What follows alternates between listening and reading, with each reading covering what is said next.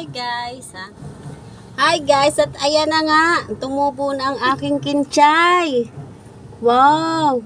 Imposible naman dito tubo yan. Ang laki-laki na ng paso niyan. O, di ba?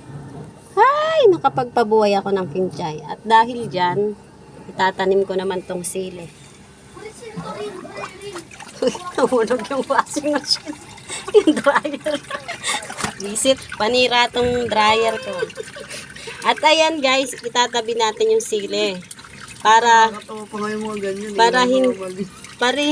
hindi na ako, magtitinola ako. Para hindi na ako ha? Yan mo na, malay mo tumubo. Para hindi na ako ha? Pa-slanting ang gupit para tumubo. Yan, natusok ko na eh. Ayan na.